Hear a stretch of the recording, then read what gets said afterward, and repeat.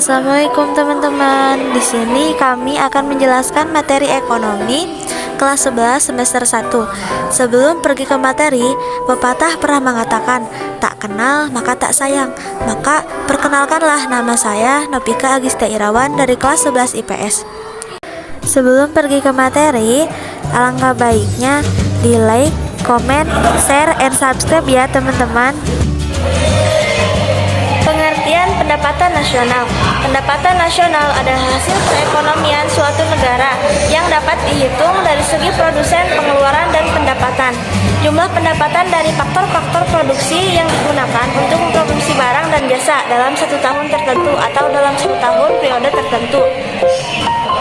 Manfaat-manfaat pendapatan nasional. Yang pertama, dapat menggambarkan perkembangan ekonomi suatu negara tertentu. Yang kedua, dapat digunakan sebagai pembanding perkembangan ekonomi antara negara satu dengan negara lain atau daerah satu dengan daerah lain. Yang ketiga, dapat digunakan sebagai pedoman untuk membuat suatu kebijakan yang berkaitan dengan pembangunan ekonomi. Dan yang terakhir, dapat digunakan untuk membandingkan pendapatan suatu negara dari waktu ke waktu. Lanjut, metode pendapatan nasional. Ada 3 metode pendapatan nasional. Yang pertama, pendapatan nasional dengan pendekatan pendapatan. Yang kedua, pendapatan nasional dengan pendekatan produksi. Dan yang ketiga, pendapatan nasional dengan pendekatan pengeluaran. Oke, ya kita bahas yang pertama, pendapatan nasional dengan pendekatan pendapatan. Didapatkan dengan menjumlahkan seluruh pendapatan dari seluruh faktor produksi yang memberikan kontribusi terhadap perekonomian.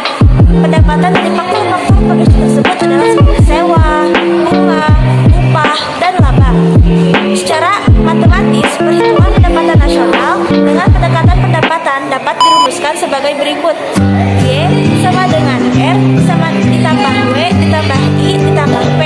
Keterangan: Y sebagai pendapatan nasional, W sebagai upah atau gaji, R sebagai sewa, I sebagai bunga, dan P sebagai profit.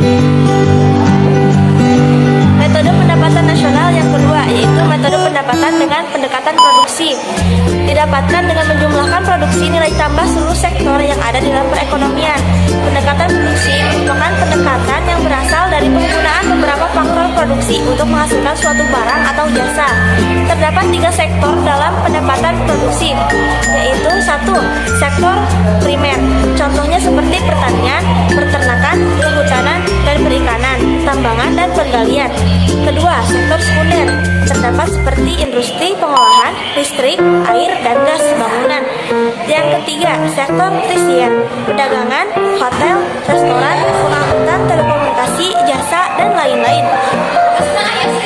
Rumus perhitungan pendapatan nasional dengan pendekatan produksi antara lain adalah Y sama dengan P1 dikali Q1 ditambah P2 dikali Q2 sampai dengan seterusnya sampai dengan PN dikali QN. Keterangan: Y sama dengan pendapatan nasional, P1 sebagai harga barang satu, P2 sebagai harga barang kedua, PN sebagai harga barang ke-N, dan QN sebagai jenis barang ke-N. Metode pendapatan nasional yang terakhir yaitu metode pendapatan nasional dengan pendapatan pengeluaran. Didapatkan dengan menjumlahkan seluruh pengeluaran yang telah dilakukan oleh seluruh faktor ekonomi atau pelaku ekonomi, baik itu rumah tangga konsumsi, rumah tangga perusahaan, pemerintah, maupun masyarakat luar negeri. Menghitung pengeluaran yang dilakukan oleh 4 orang kegiatan ekonomi negara, yaitu rumah tangga consumption, pengeluaran pemerintah government expenditure, pengeluaran investasi investment, dan selisih antara nilai ekspor dikurangi impor X dikurangi M. Adapun rumusnya yaitu sebagai berikut: Y sama dengan C ditambah I ditambah G ditambah X kurangi M.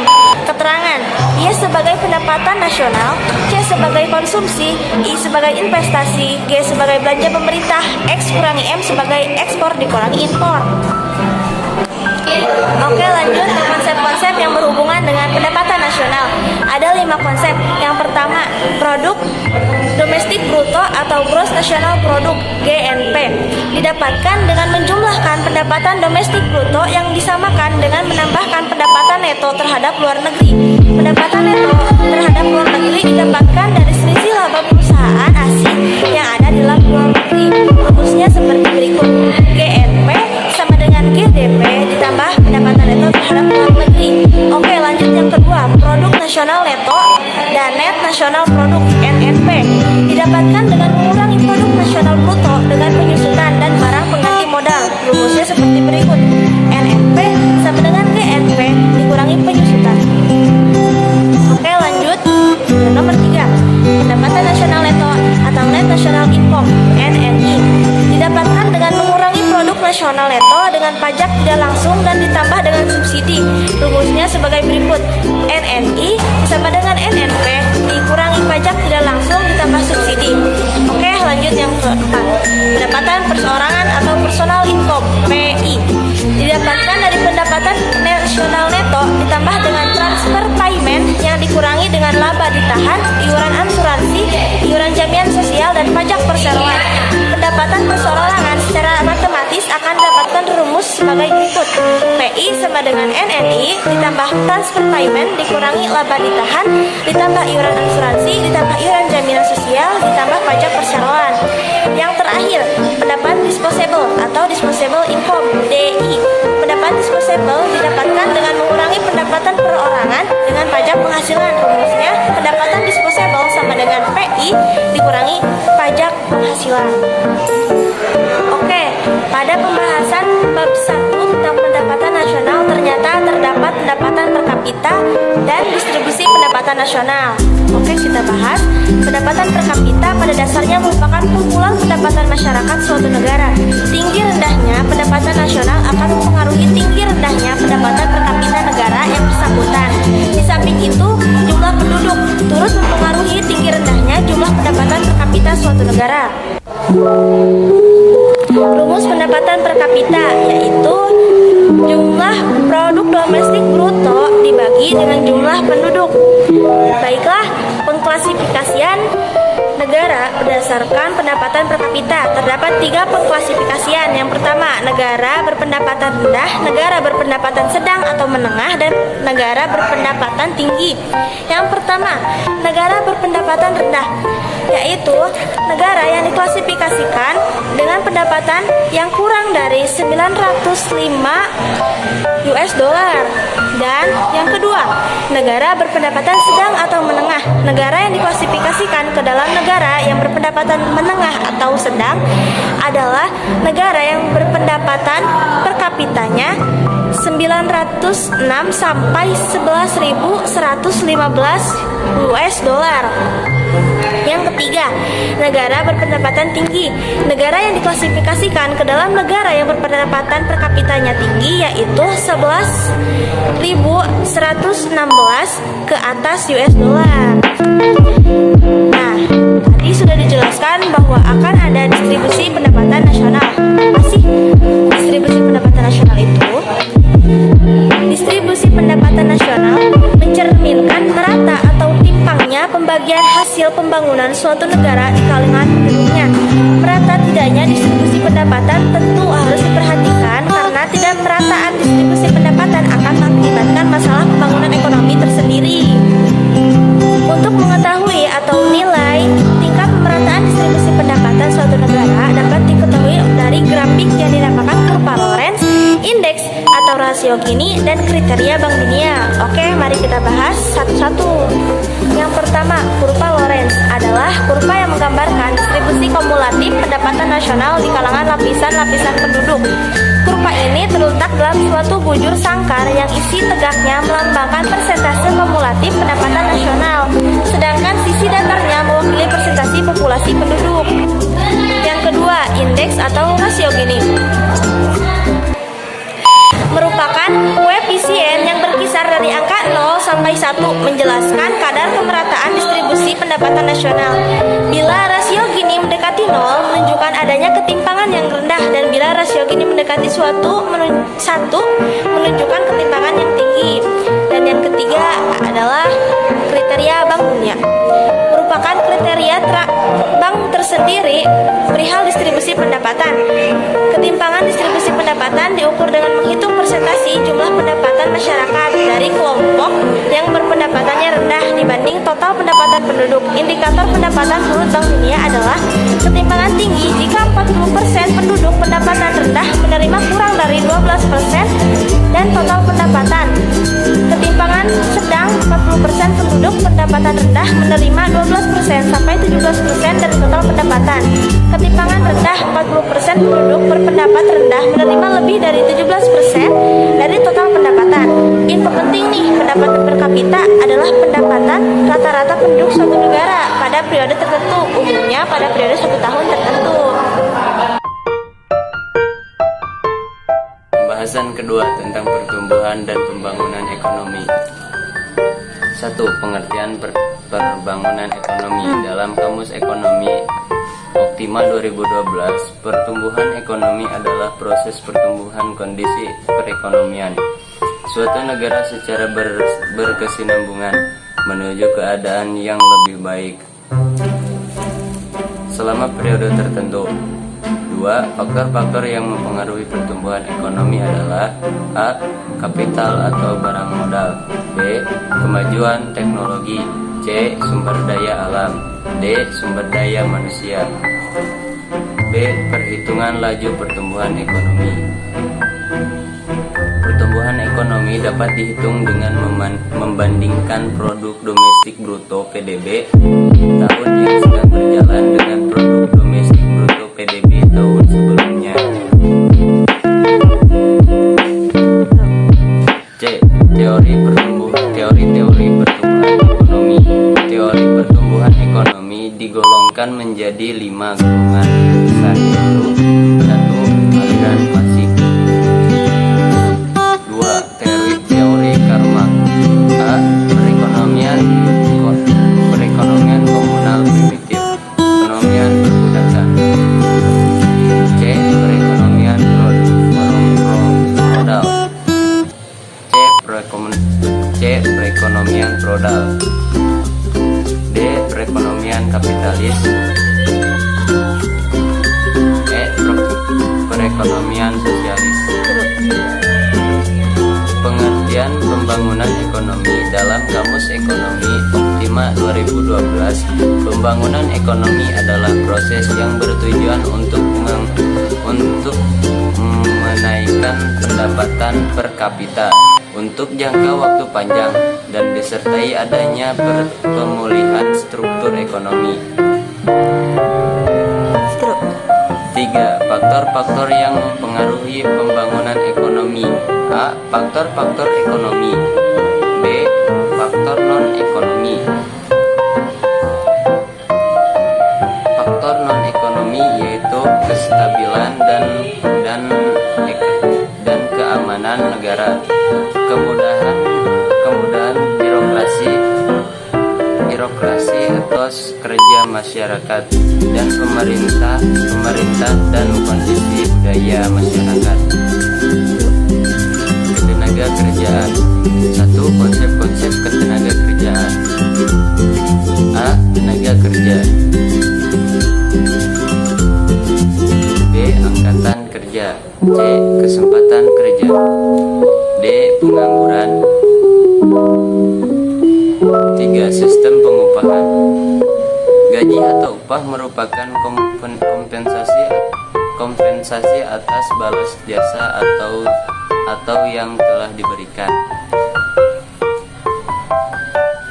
Dengan mendasarkan pada ketentuan tersebut, sistem pengupahan yang biasa digunakan sebagai berikut: A. Sistem upah prestasi. B. Sistem upah borongan. C. Sistem upah indeks biaya hidup. D. Sistem upah bagi hasil. E. Sistem upah menurut waktu. F. Sistem upah bonus. G. Sistem upah skala berubah. 2. Menurut sebab-sebab terjadinya pengangguran. Menurut penyebabnya, pengangguran dapat dibedakan menjadi 4. Sebagai A. Pengangguran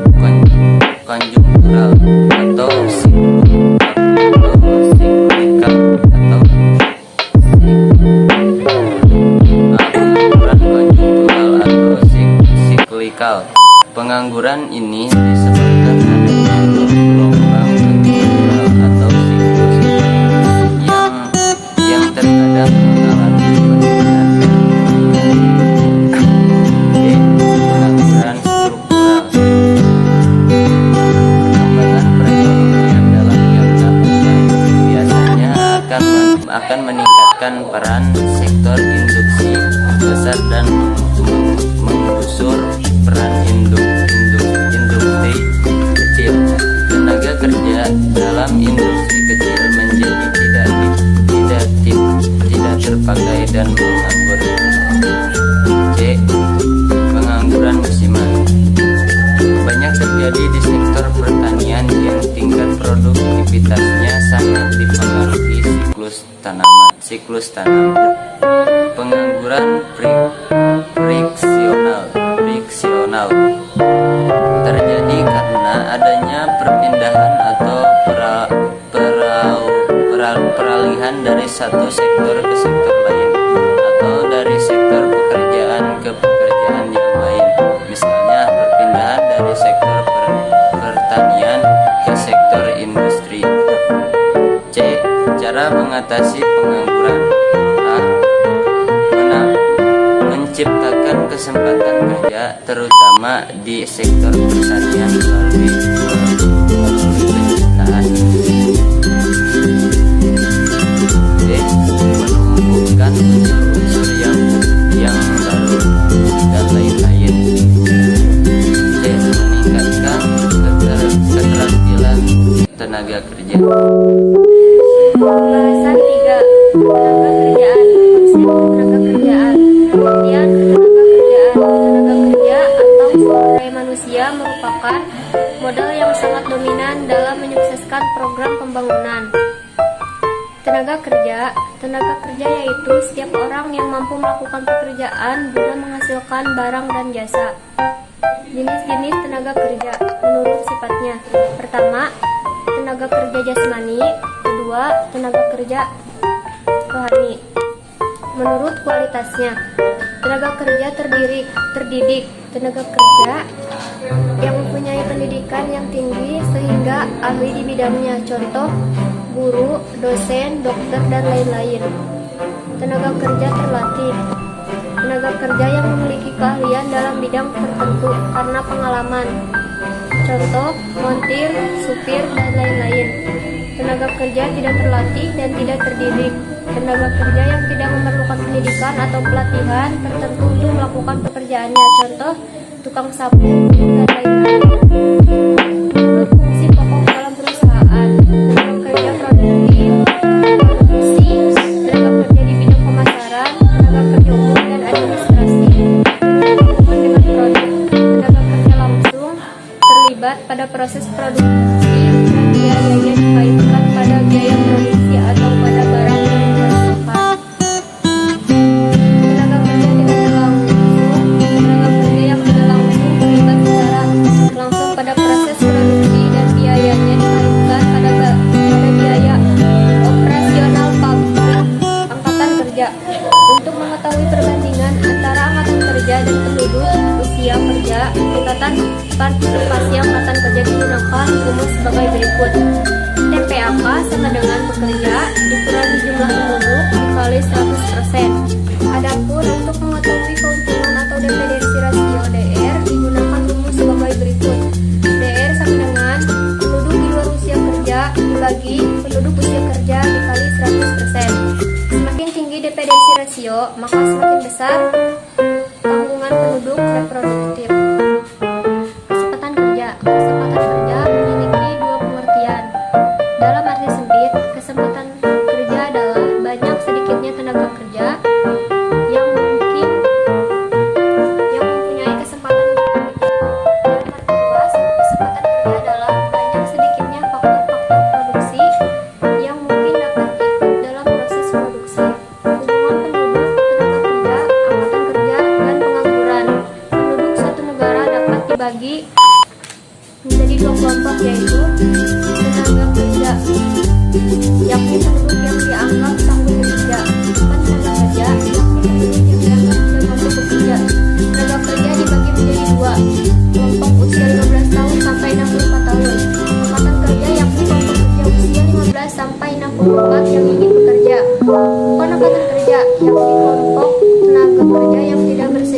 kerja walaupun ada kesempatan kerja. Contoh, pelajar, mahasiswa, dan ibu rumah tangga. Angkatan kerja dibagi menjadi dua kelompok, yakni pekerja, pengangguran. Pekerja dibagi menjadi dua kelompok, yakni pekerja penuh, yakni pekerja yang memenuhi kriteria berikut. Lama kerja minimal 40 jam per minggu, besar pendapatan minimal sama dengan UMR, upah minimum regional. Jenis pekerjaan sesuai dengan pendidikan atau keahliannya. Setengah menganggur dibagi menjadi tiga kelompok. Setengah menganggur menurut jam kerja, yakni pekerja yang kurang dari 40 jam per minggu. Setengah penganggur menurut pendapatan, menerima pendapatan kurang dari UMR. Setengah penganggur menurut produktivitas, pekerja yang produktivitasnya di bawah standar perusahaan. Permasalahan ketenaga kerjaan dan cara mengatasinya. Masalah-masalah ketenaga kerjaan di Indonesia. Tingkat pengangguran yang tinggi, jumlah angkatan kerja yang tinggi, rendah tingkat pendidikan dan keterampilan. Beberapa dampak yang disebabkan oleh tingkat pendidikan dan keterampilan angkatan kerja rendah. Tingkat pengangguran bertambah naik, proses produksi barang atau jasa terhambat, tingkat kriminalitas naik, penyebaran angkatan kerja yang tidak merata, perlindungan kesejahteraan tenaga kerja yang belum maksimal. Pengangguran ada dua macam, pengangguran terbuka dan pengangguran terselubung. Jenis-jenis pengangguran, penyebab terjadinya pengangguran. 1. Tertekan demografis dengan jumlah dan komposisi angkatan kerja besar. 2. Pertumbuhan ekonomi yang jauh lebih kecil daripada pertumbuhan angkatan kerja. 3. Jumlah lapangan kerja lebih kecil dari jumlah pencari kerja. Pembahasan 4. Indeks harga dan inflasi. Pengertian. Angka indeks adalah suatu angka relatif yang dinyatakan dalam presentasi dan biasanya untuk kesederhanaan lambang presentasinya dihilangkan. Indeks harga adalah angka yang diharapkan dapat dipakai untuk memperlihatkan perubahan mengenai harga-harga barang, baik harga untuk satu macam barang maupun berbagai macam barang dengan waktu dan tempat yang sama atau berlainan. Terdapat 3 kemungkinan dalam hasil perhitungan indeks harga, yaitu A. Jika indeks harga lebih dari 100 berarti harga mengalami kenaikan atau terjadi inflasi. B. Jika indeks harga kurang dari 100 berarti harga mengalami penurunan atau terjadi deflasi. C. Jika indeks harga sama dengan 100 berarti harga tetap atau tidak naik tidak turun. 2. Jenis indeks harga. A. Indeks harga konsumen atau IHK. IHK adalah indeks yang mengukur perubahan-perubahan yang terjadi pada harga eceran barang dan jasa yang diminta konsumen dari waktu ke waktu. B. Indeks harga produsen atau IHP. IHP adalah indeks harga yang menggambarkan tingkat perubahan harga. C. Indeks harga pedagang besar atau IHPB.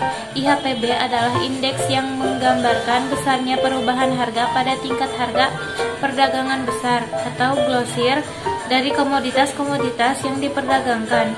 D. Indeks harga yang diterima atau IT dan dibayar petani atau IB. E. Indeks harga saham terbagi menjadi 2. 1. Indeks harga saham individu atau IHSI. 2. Indeks harga saham gabungan atau IHSG. 3. Tujuan perhitungan indeks harga. Dalam menyusun indeks harga perlu dirumuskan tentang apa yang akan diukur, bagaimana cara mengukur, dan untuk apa pengukuran tersebut dilakukan. Penyusunan indeks harga dalam ekonomi bertujuan antara lain sebagai berikut. A. Sebagai petunjuk atau barometer dari kondisi ekonomi umum. Indeks harga grosir dapat menggambarkan secara tepat tentang tren perdagangan. Indeks harga diterima petani dan menggambarkan kemakmuran di bidang agraria. B. Sebagai pedoman bagi kebijakan dan administrasi perusahaan. C. Indeks harga dapat dipergunakan sebagai deflator. Maksudnya bahwa pengaruh perubahan harga dapat dihilangkan dengan cara membagi nilai tertentu dengan indeks harga yang sesuai. Proses ini dinamakan proses deflasi dan pembaginya disebut deflator. D. Indeks harga dapat dipakai sebagai pedoman bagi pembelian barang-barang. Maksudnya adalah harga barang yang dibeli dapat dibandingkan dengan indeks harga eceran atau indeks harga grosir agar dapat diukur efisiensi pembelian barang-barang yang bersangkutan. E. Indeks harga barang-barang konsumsi merupakan pedoman untuk mengatur gaji buruh atau menyesuaikan kenaikan gaji buruh pada masa inflasi. Inflasi. Pengertian inflasi dan laju inflasi. Inflasi adalah suatu keadaan dikatakan tingkat harga umum karena barang dan jasa yang ada di pasaran mempunyai jumlah dan jenis yang sangat banyak, di mana sebagian besar dari harga-harga tersebut meningkat sehingga berakibat terjadinya inflasi. 2. Jenis inflasi. Penggolongan inflasi dapat ditinjau dari beberapa segi, diantaranya sebagai berikut. A. Dilihat dari laju kecepatannya. B. Dilihat dari parah tidaknya inflasi, dibagi menjadi inflasi ringan, inflasi sedang, inflasi berat, inflasi sangat berat atau hiperinflasi. C. Dilihat dari sumbernya. Inflasi dibagi menjadi 2. Inflasi dari dalam negeri atau domestic inflation, artinya inflasi karena penciptaan uang baru dan adanya kebijakan anggaran defisit. 2. Inflasi dari luar negeri, imported inflation, artinya inflasi terjadi karena suatu negara mengimpor barang atau jasa dari negara lain yang sedang mengalami inflasi. 3. Sebab-sebab timbulnya inflasi. Inflasi yang terjadi dalam suatu negara akan sangat merugikan masyarakat atau konsumen karena keadaan harga barang dan jasa selalu mengalami kenaikan. Banyak faktor yang menyebabkan terjadinya inflasi. Akan tetapi, secara garis besar timbulnya inflasi disebabkan oleh faktor-faktor berikut ini. A. Kenaikan permintaan melebihi penawaran, di mana inflasi terjadi disebabkan oleh naiknya permintaan total terhadap barang dan jasa. B. Kenaikan biaya produksi, di mana inflasi yang terjadi karena meningkatnya biaya produksi, sehingga barang yang ditawarkan mengalami kenaikan. C. Meningkatkan jumlah uang yang beredar dalam masyarakat, artinya terdapat penambahan jumlah uang yang beredar, sehingga para produsen menaikkan harga barang. D. Berkurangnya jumlah barang di pasaran, artinya jumlah barang yang ada di pasar atau jumlah penawaran barang mengalami penurunan, sehingga jumlahnya sedikit sedang permintaan akan barang tersebut banyak, sehingga barang-barang naik. E. Inflasi dari luar negeri, artinya inflasi karena mengimpor barang dari luar negeri, sedangkan di luar negeri terjadi inflasi, kenaikan harga barang di luar negeri, sehingga barang-barang impor mengalami kenaikan juga. F. Inflasi dari dalam negeri, artinya meningkatnya pengeluaran pemerintah atau terjadi defisit anggaran. 4. Dampak inflasi. Secara garis besar, dampak inflasi terhadap perekonomian antara lain sebagai berikut. Terhambatnya pertumbuhan ekonomi negara karena berkurangnya investasi dan berkurangnya minat menabung. B. Masyarakat yang berpenghasilan rendah tidak dapat menjangkau harga barang karena harga barang mengalami kenaikan. C. Jika terdapat kebijakan untuk mengurangi inflasi, maka akan terjadi pengangguran karena pemerintah berusaha untuk menekankan harga. D. Masyarakat akan cenderung untuk menyimpan barang daripada menyimpan uang. E. Nilai mata uang turun karena adanya kenaikan harga barang. 5. Cara-cara mengatasi inflasi. A. Kebijakan moneter. Untuk mengurangi laju inflasi pada suatu negara, pemerintah dapat mengeluarkan kebijakan moneter, yaitu kebijakan pemerintah melalui Bank Sentral sebagai pemegang otoritas moneter untuk mengendalikan jumlah uang yang beredar dalam rangka mencapai kestabilan ekonomi. Kebijakan moneter dalam rangka untuk mengatasi inflasi adalah dengan mengurangi atau mengendalikan jumlah uang yang beredar dalam masyarakat, antara lain sebagai berikut. 1. politik diskonto atau diskon polisi. Bank sentral dapat menjalankan pengaruhnya atas jumlah uang yang beredar dengan jalan menaikkan atau menurunkan suku bunga. Dengan menaikkan suku bunga, maka dapat mengurangi jumlah uang beredar. Sebaliknya, jika suku bunga turun, dapat menambah jumlah uang yang beredar. 2. Politik pasar terbuka atau open market policy.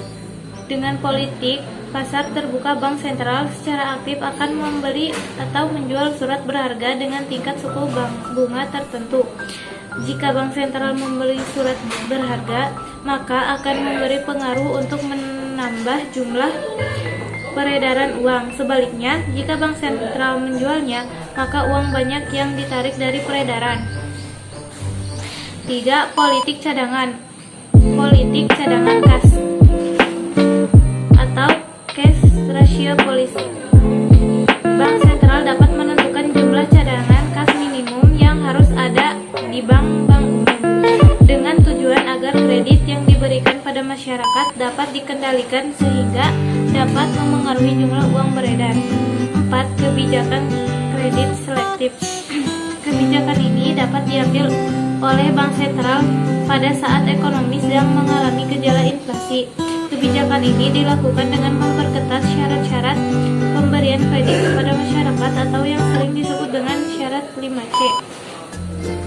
5. Kebijakan dorongan moral atau moral suasion.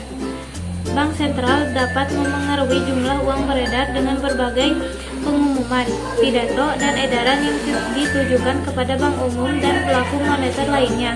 Isinya dapat berupa ajakan ataupun larangan untuk menahan atau melepaskan pinjaman dan tabungan. B. Kebijakan fiskal. Kebijakan fiskal dilakukan pemerintah untuk mengatur pendapatan dan pengeluaran negara. Kebijakan fiskal yang ditempuh untuk mengatasi inflasi diantaranya sebagai berikut. Terdapat 3 instrumen kebijakan fiskal yang diterapkan pemerintah, yaitu 1. Sistem perpajakan, 2. Politik anggaran, 3. Pinjaman pemerintah. Nah, gimana nih teman-teman, materinya seru gak? Semoga kalian paham ya sama materinya.